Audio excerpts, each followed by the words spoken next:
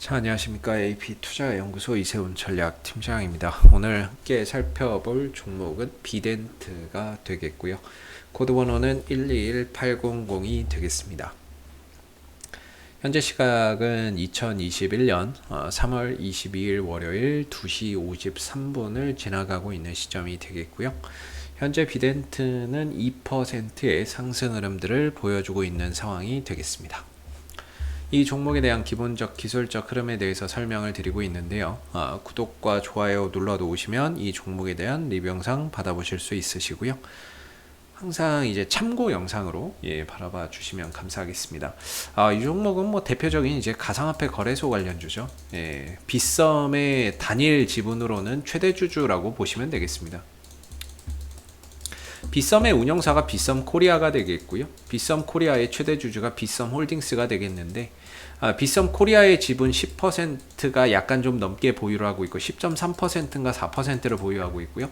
빗썸 홀딩스의 지분 34% 정도를 보유를 하고 있습니다. 바로 비덴트가요. 그래서 빗썸의 거래소를 운영하고 있는 코리아와 그 코리아의 최대 주주인 홀딩스의 지분을 보유하고 있는 단일 지분으로는 최대 주주가 이제 비덴트가 되겠는데, 요새 가상화폐 핫하죠. 굉장히 핫합니다. 뭐 오늘 시세는 좀 어떻게 보면은 좀 쉬어가고 있는 그런 이제 모습들이 되겠지만은, 전반적으로 이 가상화폐 가격이 굉장히 핫합니다. 전반적으로 이 핫한 가운데 계속해서 상승세를 좀 이어가고 있는 모습이고, 그런 가운데 물론 이제 가상화폐 가격의 상승으로 주가가 좀 올라가는 경우도 있습니다만은, 아까 말씀드렸던 이 빗썸 홀딩스의 지분 매각이 현재 추진 중에 있다라고 보시면 되겠습니다. 근데 이거는 뭐 비덴트가 들고 있는 지분을 매각하는 것은 아니고요. 아까 34% 정도의 지분을 이제 비덴트가 보유하고 있다라고 말씀을 드렸는데, 나머지 65% 정도 65점 몇이 되겠고 34점 몇이 될 거예요. 그래서 100%인데 이 65% 이정훈 의장을 포함한 우호 지분 65%에 대한 지분 매각이 현재 추진 중에 있다라고 보시면 될 것 같아요. 근데 요새 이제 연초부터 시작해서 처음에는 이제 NC하고 그 다음에 이제 넥슨 정도만 거론이 됐는데, 조금 있다 보니까는 이제 뭐 사모펀드 해외 사모펀드 쪽에서 이제 이 뭐 빗썸의 지분을 사겠다라고 이야기가 나오고, 조금 있으니까 이제 JP 모건하고 시카고 상품거래소 CME 이쪽에서 이제 또 사겠다라고 그러고, 그리고 또 지난주에는 모건 스탠리 쪽에서 또 사겠다는 얘기가 나오고, 오늘은 국내 대형 포털사가 인수를 할 것이다. 그리고 비자, 국제적인 그 카드 있죠. 비자 카드. 그 회사 쪽에서도 빗썸의 지분을 인수한다라는 그런 이제 소식이 계속 전해지고 있어요. 처음에는 이제 뭐 넥슨 정도였는데, 겨우 저는 뭐 넥슨 정도 인수하겠거니 했거든요. 그 초반에는 뭐 그거 말고는 없었으니까. 근데 가상화폐 가격이 상승을 하고, 그 다음에 뭐 테슬라나 전 세계적인 기업들이 가상화폐를 하나의 투자 자산으로 인식을 하고 가격이 올라가기 시작을 하게 되면서 이 경쟁업체들이 굉장히 늘어나고 있죠. 제가 이때 말씀드렸던 거, 지금은 넥슨밖에 없지만 앞으로 더 많은 기업들이 나도 이 빗썸 사자고 들어올 수 있다고, 지금 그런 상황들이 펼쳐지고 있는 상황이에요. 그래서 보시면은 오늘도 결국에는 대형 포털에서 빗썸의 인수전에 참여한다는 소식이 전해졌거든요. 대형 포털이 뭐가 있습니까? 대한민국에 두 군데가 있죠. 하나는 다음, 하나는 뭡니까? 네이버가 있습니다. 근데 다음에서 빗썸을 인수할 필요가 있습니까? 없죠. 왜? 얘네들은 카카오가 있는데, 다음 카카오, 얘네들 카카오 있잖아요. 두나무. 업비트가 있기 때문에 얘네들이 굳이 인수할 필요는 없습니다. 그럼 누굽니까? 하나는 네이버입니다. 대형 포털 빗썸 인수전에 네이버가 뛰어들었다.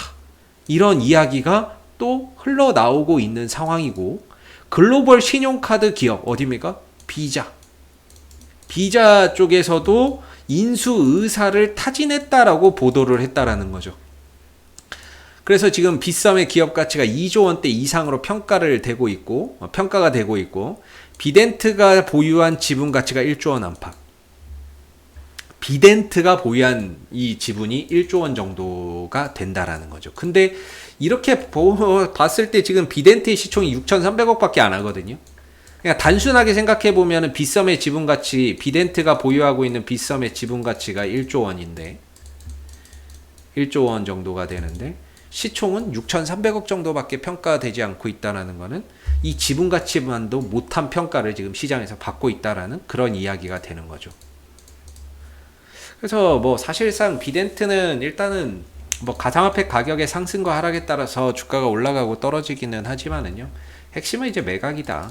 이거라고 봐야 되겠죠. 근데 넥슨 정도에서 이제 어느 정도 넥슨이 인수하지 않을까 싶었는데 그 이후에도 더 많은 쟁쟁한 업체들이 참여를 하게 되면서 빗썸의 몸값이 높아지고 있고 그러면서 자연스럽게 비덴트가 보유하고 있는 빗썸의 가치 또한 상승하는 가운데 주가나 이런 부분들이 계속해서 기대감의 상승세를 좀 이어가고 있는 모습입니다. 이때 뭐 인도발 악재 때문에 주가가 출렁거리기는 했지만 결국에는 그거는 이제 잠시뿐이었고 매각 기대감 속에 다시 또 주가가 되돌아나가는 그런 상황들이 좀 펼쳐지고 있는데요. 사실 이제 비덴트가 지금 이 올라오고 있는 부분들이 결국에 매각에 대한 기대감이겠죠. 누가 될지는 모릅니다. 현재 이 시점에서 누가 인수를 할지는 아무도 뭐 예측이 불가능한 상황이죠.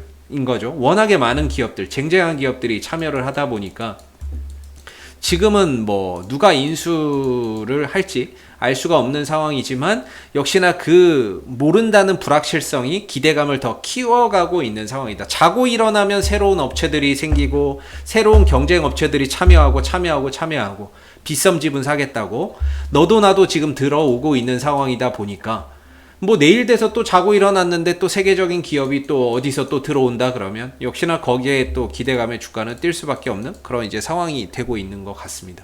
그래서 전반적으로 비덴트의 주가의 기술적인 흐름은 이제 바닥을 지난해 11월 달부터 찍고 있는데 바닥을 지나서 미들권, 중간권 정도로 접어들고 있는 상황이 되겠고 크게 3등분 해봤을 때 바닥권은 이미 지났고 이제 중간권 정도에 조금 들어와 있는 그런 이제 상황들이 되겠고 그런 상황 속에서 여전히 상승 기조를 이어가고 있고 매각에 대한 기대감은 여전히 존재한다라고 봐야 되는 거죠.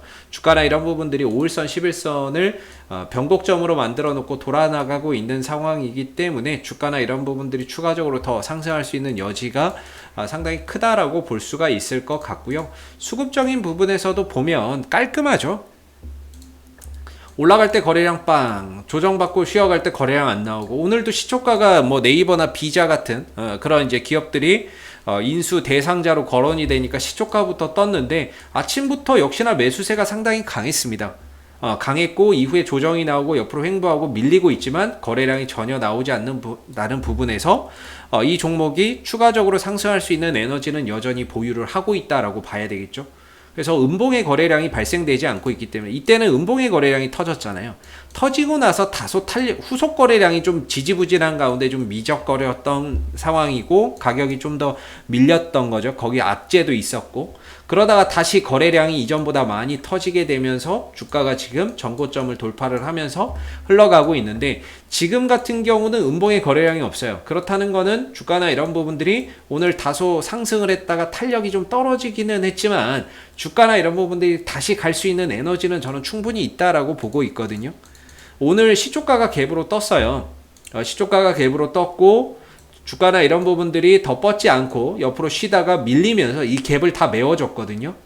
갭을 메웠기 때문에 주가나 이런 부분들이 재차 이 갭을 메운 시점에서 다시 방향성을 또 위로 가져갈 가능성도 충분히 있다라고 보고 있습니다. 물론 뭐 조금 더 밀려서 5일선이나 11선까지 내려올 수도 있는데 이 갭을 메우는 시점부터 메우고 나서 다시 주가가 되돌아나가는 그런 이제 모습들이 또 나올 수도 있는 거거든요. 그래서 저는 개인적으로 오늘 시초가가 뜨면서 이 갭을 과연 메운 다음에 방향을 갈까 아니면 메우지 않고 그냥 연속으로 쏠까 이렇게 어떤 방향으로 갈까 고민을 했었는데 일단은 뭐 남은 시간에 갭을 좀 메우는 쪽으로 가면서 이제 오히려 좀 더 바닥을 탄탄하게 다져가고 있는 저점을 좀 더 단단하게 다져가고 있는 그런 이제 모습들이 아닌가 싶습니다. 그래서 저는 개인적으로 비덴트의 주가의 흐름들을 보면서 이전에 뭐 한 1,300원, 1,500원 정도를 그동안에 이제 좀 저항대였고 돌파가 되고 나서는 지지 라인으로 봤는데 조금 이탈했다가 다시 올라왔고, 이후에 조정이 나올 때 11선이 좀 깨지면 최대 이제 뭐 한 1,500원, 1,300원까지 다시 좀 내려올 수도 있겠다 이렇게 말씀을 드렸는데, 이때는 뭐 얼추 맞았고 이때는 좀 틀렸습니다. 11선 깨졌는데 다음날 좋은 이야기, 모건 스탠리 쪽에서 뭐 펀드 판다, 비트코인 펀드 판다는 얘기하고, 파월 연준 의장의 그 FOMC에서 2023년까지 금리 안 올리겠다라고 했던 그런 부분들이 더해지면서 주가가 올라섰고, 주가나 이런 부분들이 모건 스탠리 쪽에서도 인수한다는 소식이 또 나오면서 연속적으로 또 올라서는, 거기다 오늘은 또 네이버까지 또는 비자까지 계속해서 뭐 하루하루 세계적인 기업들이 빗썸의 지분을 인수하겠다고 달려드는 상황 속에서 주가는 쉬지 않고 좀 가고 있는 상황이 되겠습니다. 그래서 일단은 뭐 지금 주가는 조정 이후에 다시 되돌아가는 모습이 되고 있고요. 역시나 이제 5일선, 11선 우상향하고 있는 가운데 뭐 크게 이 5일선, 11선의 이탈이 없으면은 주가나 이런 부분들이 계속해서 좀 우상향할 수 있고, 수급적인 부분에 있어서도 뭔가 이제 다시 갈 수 있는 에너지는 충분히 있다, 이렇게 봐야 되겠죠. 그래서 뭔가 단기적인 관점에서 보시는 분들이라면 5일선, 11선 눌림목을 이용해서 뭐 단기적으로 접근하고 손절을 좀 짧게 잡는 방법도 있는 것 같고요.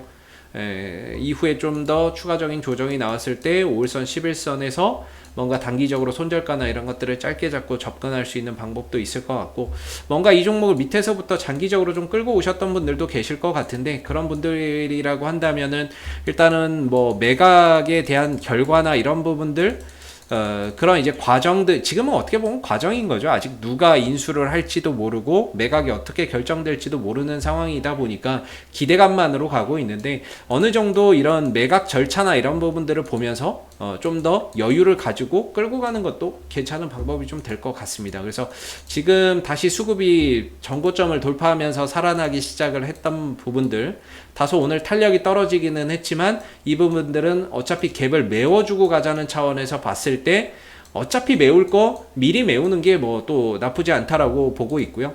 주가나 이런 부분들이 오늘 또 빵꾸를 메우고 나서 재차 또 다시 또 좋은 이야기가 나왔을 때, 자고 일어났는데 내일 또 새로운 업체가 또 사겠다, 빗썸에 뭐 지분을 사겠다라고 또 달려드는 상황이라고 한다면 주가는 또 반응을 할 수밖에 없다라고 보고 있습니다.